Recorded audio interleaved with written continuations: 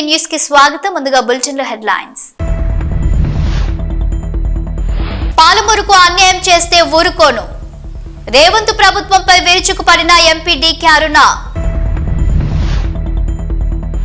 జిందాల్ రాకుండా అడ్డుకున్నది చంద్రబాబే ఆరోపించిన మాజీ మంత్రి గుడివాడ అమర్నాథ్.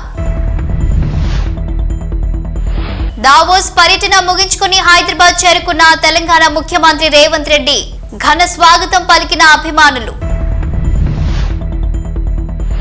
అదానిపై చర్యలకు చంద్రబాబు భయపడుతున్నారు.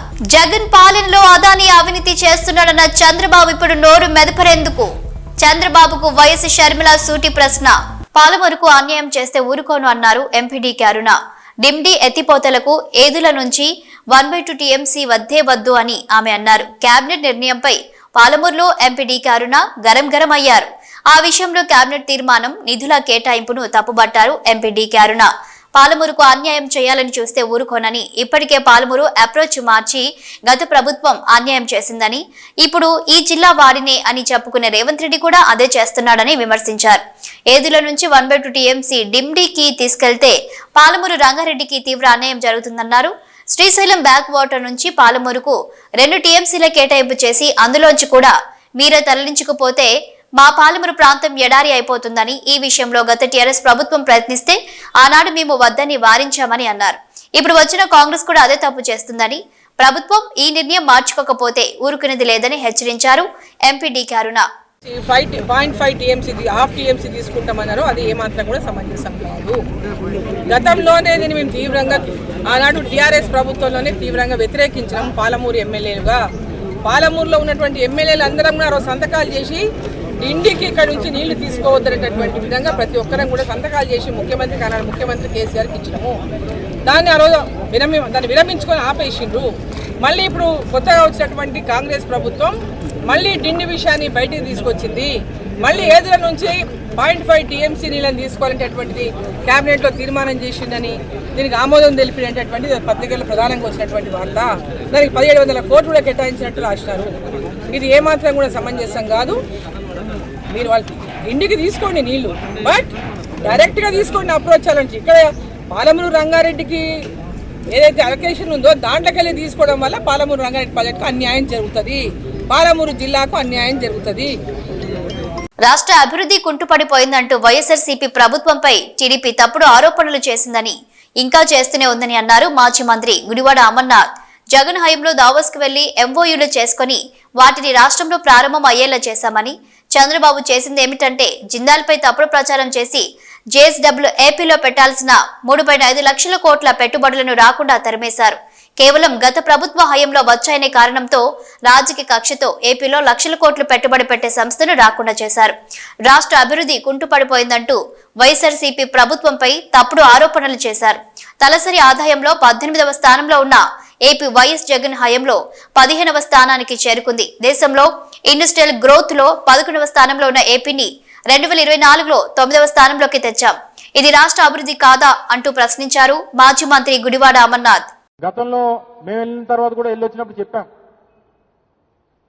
చాలా మంది చర్చించాం, 3-4 ఎంఓయూలు చేసుకున్నాం. తర్వాత జరిగినటువంటి ఎంఓయూల్ని గ్రౌండ్ చేశాం, ప్రాజెక్టులు నడుస్తూ ఉన్నాయి. తీరా మీరు చేసింది నిన్న వెళ్ళి చేసింది ఏంటంటే జేఎస్డబ్ల్యూ జిందాల్ వారు రాష్ట్రంలో పెట్టాల్సినటువంటి 3.5 లక్షల కోట్ల రూపాయల పెట్టుబడుల్ని మీరు పెట్టకుండా వాళ్ళు తగిలేశారు బయటికి. ఆ పెట్టుబడి అంతా కూడా ఈరోజు మహారాష్ట్రకు పోయింది. లేనిపోయినటువంటి తప్పుడు ప్రచారం మా మీద చేసి, మా ప్రభుత్వం మీద ఆరోపణ చేసి ఈరోజు 3.5 లక్షల కోట్ల రూపాయలు రాష్ట్రానికి రావాల్సినటువంటి పెట్టుబడుల్ని మీరు తరిమేశారు మొన్న జరిగినటువంటి సదస్సుల ద్వారా. కేవలం రాజకీయపరమైనటువంటి కక్షతో, కేవలం గత ప్రభుత్వంలో వారు పెట్టుబడులు ఈ రాష్ట్రంలో పెడతామన్నారనేటువంటి ఉద్దేశంతో రాష్ట్రానికి మీరు అన్యాయం చేసినటువంటి సందర్భాన్ని ఈరోజు మీ ద్వారా ప్రజలకు తెలియజేస్తా ఉన్నాం. పోనీ అదేం పొల్యూటింగ్ ఇండస్ట్రీ కాదు, గ్రీన్ ఎనర్జీకి సంబంధించి 3.5 లక్షల కోట్ల రూపాయల పెట్టుబడులు ఈ రాష్ట్రంలో పెడతామని చెప్పి ఆ రోజు జిందాల్ ఆ రోజు అప్పుడు ముఖ్యమంత్రి జగన్మోహన్ రెడ్డి గారితో చర్చించి ముందుకు వస్తే ఈ పెట్టుబడులన్నీ కూడా ఆ రోజు జగన్మోహన్ రెడ్డి గారి హయాంలో వారు ముందుకు వచ్చారనేటువంటి ఉద్దేశంతో నిన్న వారిని తరిమేసేటువంటి కార్యక్రమం చేశారు. మీరు బ్రాండ్ ఇమేజ్ గురించి, రాష్ట్రం గురించి, రాష్ట్రం గత 5 సంవత్సరాలు 2019 నుంచి 24 మధ్యలో ఏదో అన్యాయం జరిగిపోయింది, రాష్ట్ర అభివృద్ధి కుండిపడిపోయింది అనేటువంటి తప్పుడు మాటలు మీరు చెప్పారే. పర్ క్యాపిటా ఇన్కంలో 2019 సంవత్సరం అంటే తెలుగుదేశం పార్టీ ఆ రోజు అధికారంలోంచి దిగిపోయినటువంటి సమయానికి పర్ క్యాపిటా అంటే తలసరి ఆదాయం దేశంలో 18వ స్థానంలో ఉన్నటువంటి ఆంధ్రప్రదేశ్ రాష్ట్రం 2024 వైఎస్ఆర్ కాంగ్రెస్ పార్టీ ప్రభుత్వం దిగిపోయేటువంటి సమయానికి 15వ స్థానంలో తీసుకొని వచ్చాం. 18వ స్థానం నుంచి 15వ స్థానంలోకి పర్ క్యాపిటా ఇన్కమ్ రాష్ట్ర తలసరి ఆదాయాన్ని 3-4 స్థానాలు పైకి తీసుకొని వచ్చేటువంటి కార్యక్రమం చేసింది వైఎస్ఆర్ కాంగ్రెస్ పార్టీ ప్రభుత్వం జగన్మోహన్ రెడ్డి గారి నాయకత్వంలో. అలాగే ఇండస్ట్రియల్ గ్రోత్ లో, మ్యానుఫ్యాక్చరింగ్ లో కానీ, లేకపోతే ఫార్మాలో కానీ, ఇతరితర ఇండస్ట్రీస్ లో 11వ స్థానంలో ఉన్నటువంటి ఇండస్ట్రియల్ గ్రోత్, దేశంలో 11వ స్థానంలో ఉన్నటువంటి ఆంధ్రప్రదేశ్ ని 2019 తెలుగుదేశం పార్టీ ప్రభుత్వం పడిపోయేటువంటి సమయానికి 11వ స్థానంలో ఉన్నటువంటి దాన్ని 2024 వచ్చేసరికి ఈరోజు 9వ స్థానంలోకి తీసుకొని వచ్చాం. మరి ఈ ర్యాంకింగ్స్ అనేటువంటివి పెరిగినప్పుడు ఇండస్ట్రియల్ గ్రోత్ కానీ, లేదా పర్ క్యాపిటా ఇన్కమ్ కానీ, రాష్ట్రంలో తలసరి ఆదాయం రాష్ట్ర ప్రజలది పెరుగుతున్నటువంటి సందర్భంలో రాష్ట్ర అభివృద్ధి జరిగినట్ట, లేకపోతే అభివృద్ధి కుంటిపడిపోయినట్ట అనేటువంటి దానికి సమాధానం చెప్పాలి తెలుగుదేశం పార్టీ. ఎందుకు దుష్ప్రచారం చేస్తా ఉన్నారు? దావోస్ పర్యటన ముగించుకొని తెలంగాణ ముఖ్యమంత్రి రేవంత్ రెడ్డి హైదరాబాద్ చేరుకున్నారు. దావోస్ పర్యటనలో వివిధ కంపెనీలతో ఎంఓయూ కుదుర్చుకుని వచ్చారు. తన సహచర మంత్రులు మరియు అధికారులతో పర్యటన అనంతరం హైదరాబాద్ చేరుకున్నారు. దీని ద్వారా రాష్ట్రంలో 1,78,950 కోట్లు రాష్ట్రానికి తీసుకువస్తున్నట్లు అర్థమవుతుంది. తద్వారా 49,500 మందికి ఉద్యోగ అవకాశాలు వస్తాయి. అదానిపై చర్యలకు చంద్రబాబుకి ఖచ్చితమైన సమాచారం కావాలట. సమాచారం ఉంటే చర్యలు తీసుకుంటారట. బాబు గారి మాటలు ఈ దశాబ్దపు అతిపెద్ద జోక్ అని విమర్శించారు ఏపీసీసీ అధ్యక్షురాలు వైఎస్ షర్మిల. నాడు ప్రతిపక్షంలో ఉండగా ఏ సమాచారంతో విద్యుత్ ఒప్పందాలపై కోర్టుకు వెళ్లారు? అదానితో చేసుకున్న ఒప్పందాల్లో అవినీతి దాగి ఉందని ఎందుకన్నారు? అదాని పవర్ ఎక్కువ రేటు పెట్టి కొనడంతో రాష్ట్ర ప్రజలపై 1,00,000 కోట్ల రూపాయల భారం పడిందని ఎందుకు చెప్పారు? తాడపల్లి ప్యాలెస్ వేదికగా రాష్ట్రాన్ని అదానికి దోచిపెడుతున్నారు అని ఎందుకు ఆరోపణలు చేశారు? ప్రతిపక్షంలో ఉండగా అదాని మీకు శత్రువు, అధికార పక్షంగా అదే అదాని మిత్రుడు. గత ప్రభుత్వం సెకీతో చేసుకున్న ఒప్పందంతో అవినీతి జరిగిందని, అదాని పవర్ తో చేసుకున్న అగ్రిమెంట్ వెనుక స్వయంగా మాజీ ముఖ్యమంత్రి 1,700 కోట్లు ముడుపులు తీసుకున్నారని అమెరికన్ దర్యాప్తు సంస్థ FBI స్పష్టంగా రిపోర్ట్ ఇచ్చింది. అమెరికన్ కోర్టులో అదానిపై కేసులు కూడా పెట్టారు. ఇంత తతంగం నడుస్తుంటే, అన్ని ఆధారాలు కళ్ల ముందు కనిపిస్తుంటే, అదాని మోసానికి రాష్ట్రమే అడ్డాగా మారితే, మాజీ ముఖ్యమంత్రి నేరుగా అవినీతిలో భాగంగా ఉంటే ఖచ్చిత సమాచారం కావాలని చంద్రబాబు అడగటం రాష్ట్ర ప్రజలను మోసం చేసినట్లే. అధికారం దగ్గర పెట్టుకొని నిజాలు నిగ్గు తేల్చాల్సిన బాధ్యతను మరిచారు. కనీస ఒప్పందాల్లో ఏం జరిగిందో తేల్చడానికి ఏసీబీని సైతం రంగంలోకి దించకపోవడం అదానిని కాపాడుతున్నారు అనే దానికి నిదర్శనం. అదానిపై చర్యలకు భయపడుతున్నారు అనేది నిజం. మోదీ డైరెక్షన్ లో విషయాన్ని పక్కదారి పట్టించారు అనేది వాస్తవమని అన్నారు వైఎస్ షర్మిల. బీజేపీ పార్టీ ఒక మతతత్వ పార్టీ, మతం పిచ్చి ఉన్న పార్టీ, కులం పిచ్చి ఉన్న పార్టీ. మతం పేరుతో, కులం పేరుతో ఎన్ని రాజకీయాలు చేసిందో దానికి బలైపోయిన ఎంతో మంది మైనారిటీలు, గోద్రా అయితేనేమి, మణిపూర్ అయితేనేమి, ఇలాంటి అన్ని చూడడం జరిగింది. బీజేపీ దేశ సంపదని దోచిపెట్టి అదాని లాంటి వాళ్ళని పోషిస్తుందన్న సంగతి ఇప్పటికే అర్థమైపోయింది. అంతేకాదు ప్రభుత్వ వ్యవస్థలను, ఆఖరికి అది ఈసీ అయినా, ఆర్బీఐ అయినా, స్టాక్ ఎక్స్చేంజ్ అయినా, ఈడీ అయినా, సిబిఐ అయినా, ఇన్కమ్ ట్యాక్స్ అయినా, ఇలా ప్రతి ప్రభుత్వ వ్యవస్థని కూడా తమ గుప్పెట్లో పెట్టుకొని స్వార్థ రాజకీయాల కోసం ఎలా వాడుకుంటున్నారో చూస్తున్నాం. ఇవన్నీ సరిపోలేదన్నట్టు ఇప్పుడు మన దేశాన్ని కాషాయమయం చేయడానికి బీజేపీ పూనుకుంది. అందులో భాగంగా దేశ చరిత్రనే మార్చే ప్రయత్నం చేస్తుంది. ఆఖరికి స్వతంత్ర యోధులను కూడా కుట్రతో దేశద్రోహులుగా పోర్ట్రే చేసే ప్రయత్నం చేస్తున్నారు. ఆ క్రమంలోనే ఆఖరికి మహాత్మా గాంధీ గారిని కూడా వదిలిపెట్టకుండా ప్రపంచమంతా ఫాదర్ ఆఫ్ ద నేషన్ అని మహాత్మా గాంధీ గారిని అంతగా గౌరవిస్తే బీజేపీ పార్టీ మాత్రం మహాత్మా గాంధీ గారిని ఒక విలన్ గాను, గాంధీ గారిని చంపిన వాళ్ళని దేవుళ్ళగాను పరిగణించి వాళ్ళ గుడ్లు కడుతున్నారు. ఇవన్నీ చూస్తున్నాం, ఇవన్నీ గమనిస్తున్నాం. మహాత్మా గాంధీ గారు అహింసావాది అయితే, సత్యం, అహింస, ప్రేమ, సోదర భావం గాంధీ గారి సిద్ధాంతాలు అయితే వీటికి పూర్తి భిన్నంగా హింసా మార్గాన్ని ఎంచుకుంది బీజేపీ పార్టీ. మైనారిటీలు ఉండకూడదు అన్నట్టుగా మసీదులను ధ్వంసం చేయడం అయితేనేమి, చర్చులని నాశనం చేయడం అయితేనేమి, వాళ్ళ మీద దాడులు చేయడం అయితేనేమి బీజేపీకి అలవాటుగా మారిపోయాయి. మహాత్మా గాంధీ గారంటే గౌరవం లేదు, వారి సిద్ధాంతాలంటే విలువ లేదు. కేవలం మహాత్మా గాంధీ గారు కాంగ్రెస్ పార్టీ నాయకుడు కాబట్టి ఆయన లెగసీ కాంగ్రెస్ పార్టీకి తాకకూడదు అన్న ఉద్దేశం, ఆ అడ్వాంటేజ్ కాంగ్రెస్ పార్టీకి రాకూడదు అన్న వికెడ్ ఇంటెన్షన్. అంబేద్కర్ గారిని కూడా వదిలిపెట్టలేదు. అంబేద్కర్ గారు వర్గాల వాళ్ళలో వెలుగులు నింపినవాడు. అంబేద్కర్ గారు ఈ రోజు మన దేశంలో అన్టచబిలిటీ లేదు అంటే దానికి కారణం అంబేద్కర్ లాంటి గొప్ప నాయకులు. అంతేకాదు మన రాజ్యాంగాన్ని రూపొందించిన వారు. ఈ రోజు మనకు ఓటు ఉంది అన్న, సమాజంలో ఈక్వాలిటీ ఉంది అన్న, జస్టిస్ ఉంది అన్న, ఇవన్నీ రాజ్యాంగం మనకిచ్చిన హక్కులు. సమాజంలో అందరూ స్వేచ్ఛగా, సమానంగా, సగర్వంగా బతికే అవకాశం మనకు రాజ్యాంగం ఇస్తుంది. అంతటి అంబేద్కర్ గారిని కూడా పార్లమెంట్ లో ఎంత హేళన చేశారో, ఎంత అవమానించారో ఇవన్నీ చూస్తున్నాం. బేసిక్ గా దళితులు అంటేనే పడదు బీజేపీ పార్టీకి. దళితులంటేనే చిన్న చూపు బీజేపీ పార్టీకి. కులగణన చేయాలి అని కాంగ్రెస్ పార్టీ ఎప్పటి నుంచో అడుగుతుంది, డిమాండ్ చేస్తుంది, కానీ ఇంతవరకు చేపట్టలేదు.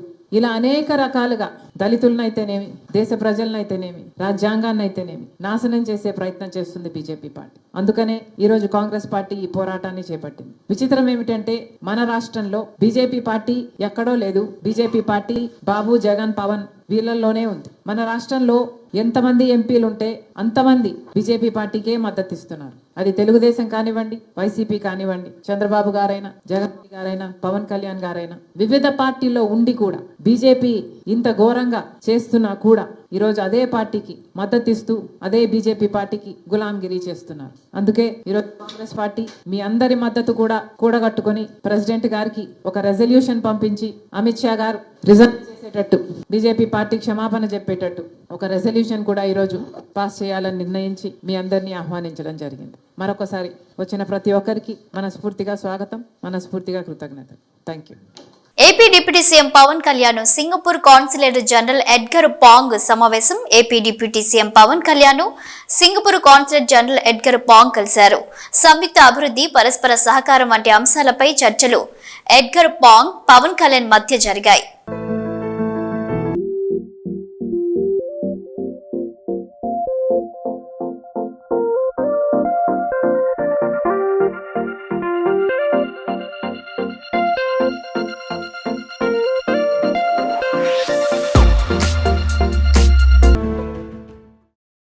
ఇందిరమ్మ ఇల్లు జాబితాలో తన పేరు లేదంటూ గ్రామ సభలో ఓ వికలాంగురాలు ఆవేదన వ్యక్తం చేశారు. కోదాడ మండలం కూచిపూడి గ్రామ సభలో ఆమె మాట్లాడుతూ ఎన్నిసార్లు అప్లికేషన్ పెట్టినా ఇందిరమ్మ ఇల్లు రాలేదని అధికారులను నిలదీసింది. ఆ వికలాంగురాలు మాలాంటి వాళ్ళకు అధికారులు ఇల్లు రాకుండా చేస్తున్నారని మండిపడిందామె.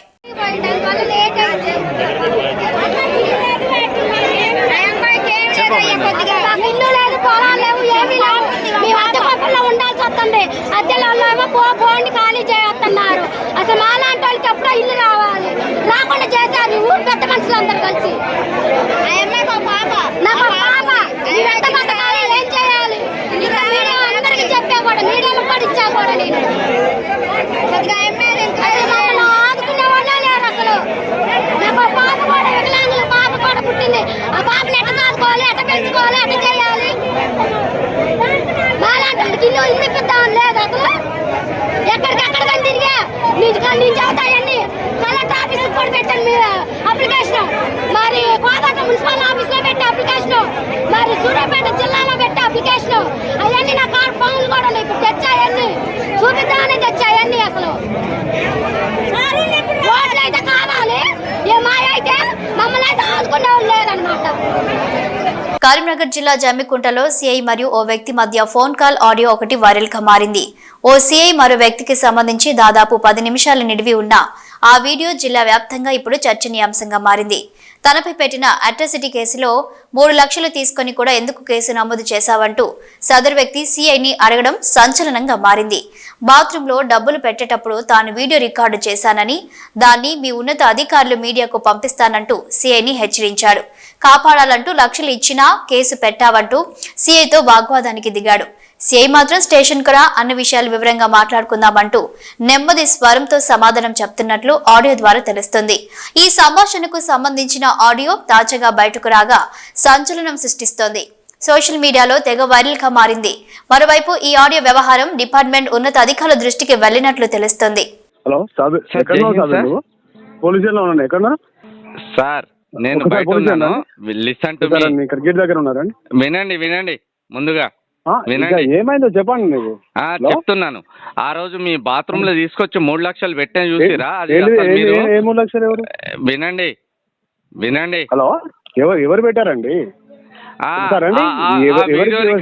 వీడియో రికార్డింగ్ మీ సీసీ ఫుటేజ్ కనీసం అది మీ ఆ మాత్రం క్యాచ్ చేసుకోకుండా ఏమైందండి? మినిమం నేను 3 లక్షల రూపాయలు లోపల దాని లోపల మీ దగ్గరనే సీసీ ఫుటేజ్ ఉన్నది కదా, దాన్ని మీరు దృష్టిలో పెట్టుకోకుండా ఏమనుకుంటున్నావు? ఏమైంది ఇప్పుడు ఏం మాట్లాడుతున్నావు? ఎందుకు మాట్లాడుతున్నావు? ఇప్పుడు ఈ ఫుటేజ్ నేను ఎవరికి పంపించాలి?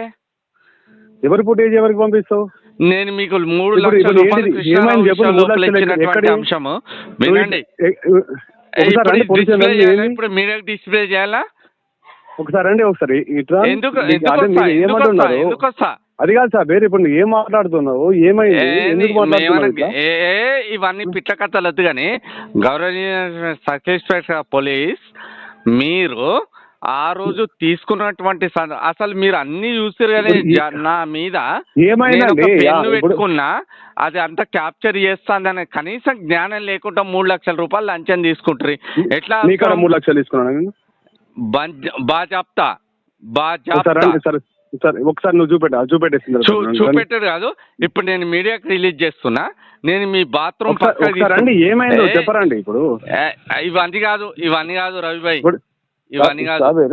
ఇప్పుడు ఏంటిది? ఇప్పుడు మీరు మాట్లాడేది ఏంటి చెప్పండి ఒకసారి.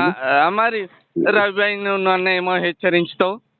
నేను వ్యక్తిని రవిభాయ్, నువ్వు అసలు మిస్టేక్ చేసింది ఎక్కడ తెలుసా? నేను యాకూబ్కి ఇస్తా అన్న తర్వాత నువ్వు మిస్టేక్ చేసి నన్ను నమ్మినవు. నువ్వు నన్ను నమ్మడమే నువ్వు చేసిన మిస్టేక్ రవిభాయ్. నా మాట విను. సరే, ఇప్పుడు నేను పోలీస్ స్టేషన్ కాదు ఉన్నా, నువ్వు వస్తాను అన్నావు. ఇప్పుడు నేను పోలీస్ స్టేషన్ వరకు కూడా రావట్లేదు. నేను ఇప్పుడు దీన్ని మీడియా లోపల హైలైట్ చేస్తున్నా. ఎందుకంటే బాత్రూమ్ లోపలికి పోయి నేను కవర్ బకెట్లో ఎట్లా పెట్టినాను, ఆ ఫుటేజ్ ఆ టైం కూడా రాసుకున్నాను. అవన్నీ ఈజ్ అ రైట్ థింక్. ఇప్పుడు నేను దీన్ని డిస్ప్లే చేయదలుచుకున్నా. ఓకేనా? ఇప్పుడు నువ్వు బాత్రూమ్ లో పెట్టేసి చేసుకున్నా అని చెప్పేసి అంటే ఇప్పుడు నువ్వు కావాలని చెప్పేసి అని కూడా పెట్టచ్చు కదా. ఇప్పుడు నీకు కావాలంటే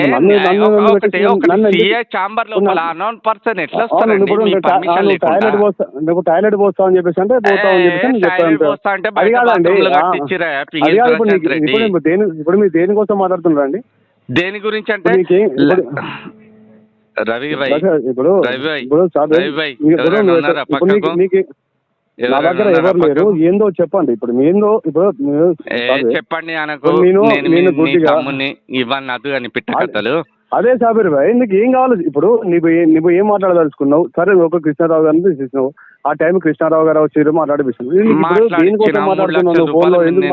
మీకు లంచం ఇచ్చిన బాత్రూమ్ లో పెట్టినా, దాని తర్వాత కూడా ఎట్లా ఎఫ్ఐఆర్ చేసిరు మీరు అట్రాసిటీ. సరే, మీరు ఏవచ్చు అది గౌరవ ఇప్పుడు సార్కి చెప్పండి, దాన్ని తెలిసేసుకొని. ఇప్పుడు మీరు కావాలని చెప్పేసుకొని ఇప్పుడు వాళ్ళు ఇచ్చింది కాబట్టి చేసింది అని చెప్పేసి అని చేస్తే ఇప్పుడు విత్ వీడియో చూపించుతా. నేను మీరు ఒకసారి నేను స్టేషన్ కి ఎందుకు రావాలి? నేను దాన్ని డిస్ప్లే చేస్తా కదా. దావోస్ పర్యటన గతంలో జగన్ విహారయాత్రకు వెళ్లినట్లుగా వెళ్లి వస్తే ఈనాడు చంద్రబాబు ప్రముఖ కంపెనీలతో ఎంఓయూలను కుదుర్చుకుని వచ్చారని అన్నారు తెలుగుదేశం పార్టీ పోలిట్ బ్యూరో సభ్యులు వర్ల రామయ్య. సార్, అందరికీ నమస్కారం అండి. చంద్రబాబు నాయుడు గారు రాష్ట్ర ముఖ్యమంత్రి వర్యులు ఆంధ్రప్రదేశ్ రాష్ట్రాన్ని సర్వతోముఖాభివృద్ధి చెందే రీతిలో పరిశ్రమలు తీసుకురావాలి. రాష్ట్రానికి వేలాది మంది నిరుద్యోగులకు ఉద్యోగ కల్పన జరగాలి. అన్ని రకాలుగా రాష్ట్రం అభివృద్ధి చెందాలని ఒక లక్ష్యంతో దావోస్కు వెళ్ళటం చంద్రబాబు గారితో పాటు ఐటీ శాఖ మంత్రులు నారా లోకేష్ బాబు గారు తదితర బృందం దావోస్ వెళ్ళటం మనందరికీ తెలుసు. క్షణం తీరిక లేకుండా దావోస్లో వారు పడిన శ్రమ,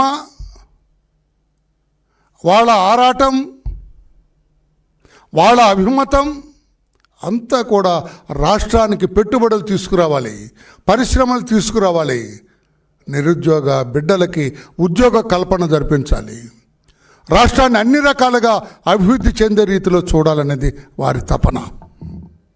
విజన్ 2047 అమలు చేయాలని రాబోయే రోజుల్లో భారతదేశంలో ఆంధ్రప్రదేశాన్ని అగ్రస్థానంలో ఉంచాలన్న తపన నారా చంద్రబాబు నాయుడు గారిది. లక్ష్యం కూటమి ప్రభుత్వానికి.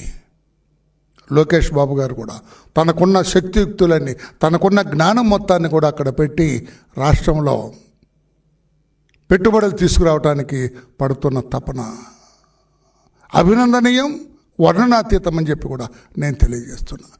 జగన్మోహన్ రెడ్డి గారు ఏదో మాట్లాడతారు. ఆయన మంత్రులు ఉన్నారు, ఒక చిట్టా ఉంది, 4-5 పాపం ఉన్నారు ఆయనకి, నోటుకొచ్చినట్టు మాట్లాడతారు. మీరు గతంలో దావోస్కి వెళ్ళారు, జగన్మోహన్ రెడ్డి గారు ఎందుకు వెళ్ళారు? పెట్టుబడులు తీసుకురావటానికా, లేకుంటే లండన్లో ఉన్న మీ బిడ్డలను చూడటానికా? చూడటం తప్పని నేను అంటలేదండి, నేను చాలా జాగ్రత్తగా మాట్లాడతా. మీరు ఆ రోజున మీరు దావోస్కి వెళ్ళారు, 4 సంవత్సరాలు ఇది ఉంటే మీరు ఒకసారి వెళ్ళినట్టున్నారు దావోస్కి. What you have done there? ఏం చేశారు మీరు అక్కడ? చలిగా ఉందని రూమ్లో కూర్చొని పాస్తా తింటూ కూర్చున్నారు. పాస్తా ఆయనకు చాలా ఇష్టం అంట జగన్మోహన్ రెడ్డి గారికి పాస్తా. అక్కడ విరివిగా దొరుకుతుంది. మనం బిర్యానీ అనుకోండి, సపోజ్ మనకు మటన్ బిర్యానీ ఎలాగో అక్కడ పాస్తా. రూమ్లో పాస్తా తినుకుంటూ కూర్చున్నవాడటండి. ఆ పెట్టుబడులు జరిగే ఆ ప్రాంగణానికి వెళ్ళలేదు ఆయన. చలిగా ఉంది, అమ్మో ఇది ఎక్కడని. అది నేనంటున్న మాట కదా, వాళ్ళ మంత్రి అన్నాడు. ఆ రోజున ఐటీ శాఖ మంత్రి అమర్నాథ్ రెడ్డి అనుకుంటా, కుర్రాడు పాపం, నోటికొచ్చినట్లుగా మాట్లాడతారు అర్థం పర్థం లేకుండా. అవునండి, ఎవరు వెళ్తారండి? -6 చలి ఉంటుందండి. స్నానం చేయటం చాలా ఇబ్బంది అండి. మేము ఇంతవరకు స్నానం చేయలేదండి దావోస్లో 4 రోజులు అన్నాడు. దుంపదేగా దావోస్లో స్నానం చేయలేదట. అతనే అన్నాడు, మంత్రి అన్నాడు, చలిగా ఉంటుందండి, మేము స్నానం చేయలేదు అక్కడ. ఎక్కడ ఏది జగన్ గారు నేను బయటకు రమ్మని ఎక్కడ అడగను, అంత చలి ఉంటే అన్నాడు ఆయన. అంటే ది షోస్ మీకు ఎంత ఇంట్రెస్ట్ ఉంది రాష్ట్ర ప్రజల మీద, రాష్ట్రాన్ని అభివృద్ధి పథంలో నడిపించాలన్న ఆలోచన ఎంతటిది మీది అని చెప్పి నేను అడుగుతూ ఉన్నా.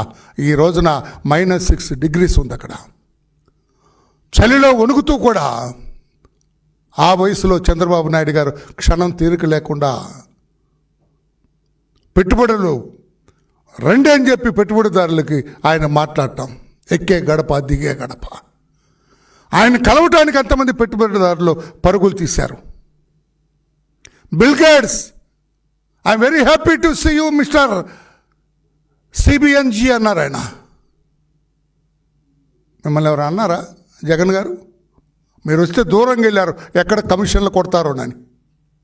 నిజం కాదా? చంద్రబాబు నాయుడు గారికి స్వాగతం పలికారు ప్రతి టెంట్లో కూడా. మేము వస్తాం, పెట్టుబడులు పెడతామని స్వాగతించారు చంద్రబాబు నాయుడు గారిని. అది చంద్రబాబు నాయుడు గారికి మీకు. శ్రీ సత్యసాయి జిల్లా రాప్తాడు నియోజకవర్గం రామగిరి మండలం శ్రీహరిపురం గ్రామంలో ప్రజానాయకుడు మాజీ మంత్రి పరిటాల రవీంద్ర 20వ వర్ధంతి సందర్భంగా ఆ మహనీయుడికి ఘన నివాళి అర్పించిన శ్రీ సత్యసాయి జిల్లా బీసీసీఎల్ జిల్లా అధ్యక్షులు బి రంగయ్య. ఈ కార్యక్రమంలో పార్టీ నాయకులు మరియు కార్యకర్తలు, పరిటాల రవణ అభిమానులు పాల్గొని నివాళులు అర్పించారు. ఇవి బులెటిన్ అప్డేట్స్. Keep watching.